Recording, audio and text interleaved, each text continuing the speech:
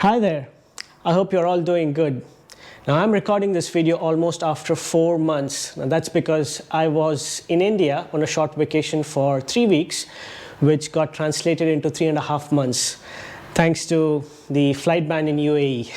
Well, that was a blessing in disguise because I got to spend more time with my family back in India.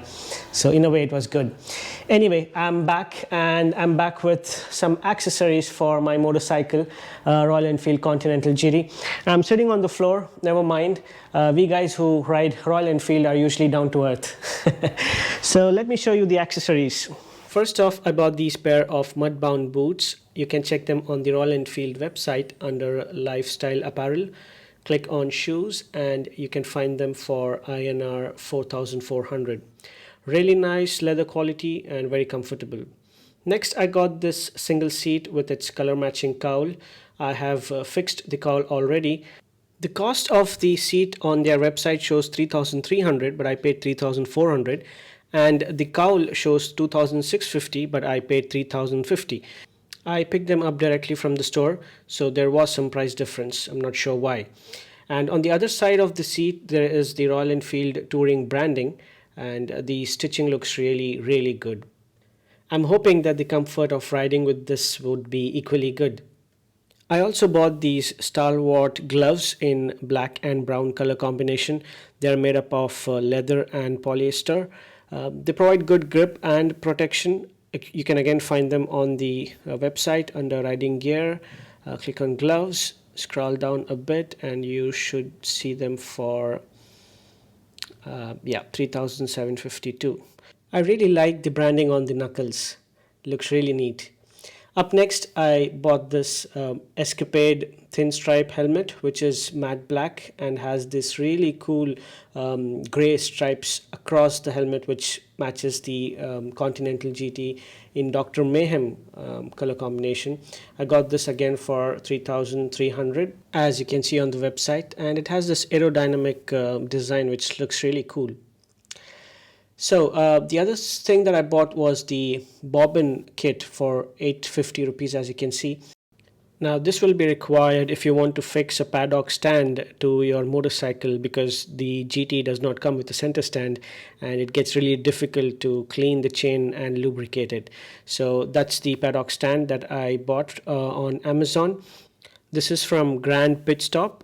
It came in 3 pieces. I will have to fix it myself. But looks very sturdy and strong. Let's see how it holds up the motorcycle.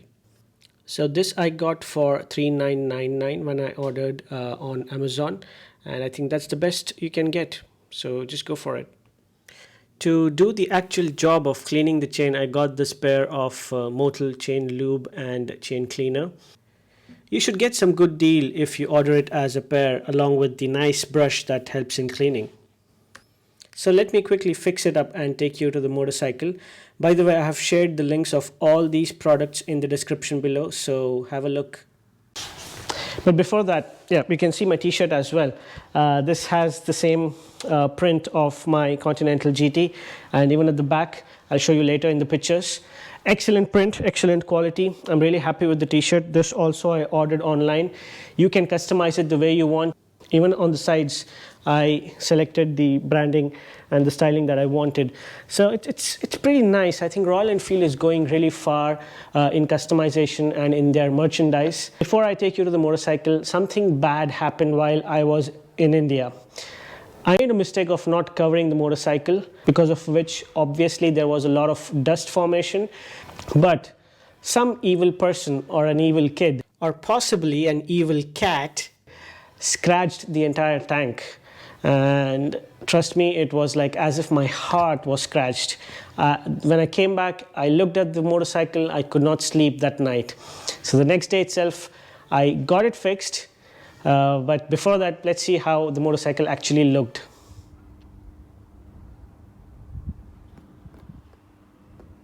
Pretty bad, huh?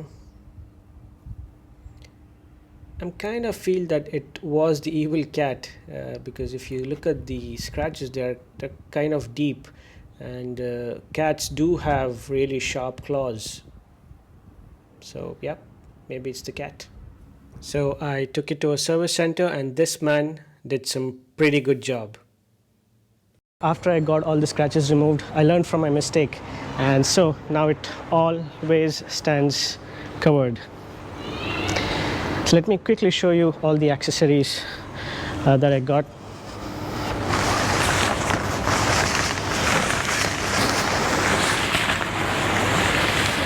You can also see my t-shirt. So this is what I selected. It's all customized. You can see the rear as well. You can choose the bike that you want or you have, and you can get it printed. So first thing is I got rid of the sissy bar, which was pretty straightforward.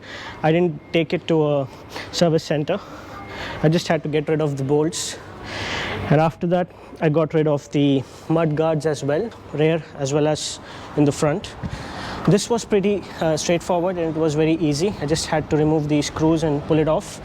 However, at the rear end, it was not as easy as I thought, because the cables were running across. So I had to first unplug those cables and then remove the mud guard. Apart from that, the next simple thing that I'm going to replace is, of course, that the seat, which I've already shown. And this is also pretty straightforward. So you just remove the panel, and there is a pulley inside. Just pull it and the seat comes off. Installing the seat is also very simple. You just have to align the front two forks into the grooves, give it a gentle push, and on the rear end, give it again a slight push, and you'll hear a click. So now the seat is intact, and there you go. I think now the motorcycle looks like a proper, true cafe racer. And now to use the Paddock stand, I have fixed the swing arm bobbins on both the sides.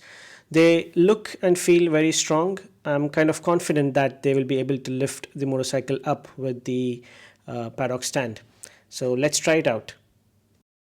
Align the Paddock stand with the bobbins on both the sides. You just press this part and the wheels get pushed inside and the motorcycle gets lifted up. Now you have the free flow of the rear wheel, which you can of course use it for cleaning the chain and lubricating it. It was not very convenient to do it the first time, but you'll have to get used to it. So now to take it off, you just have to lift it up, make sure that the bike is leaning on the side where the stand is, and slightly give it a pull and let it go.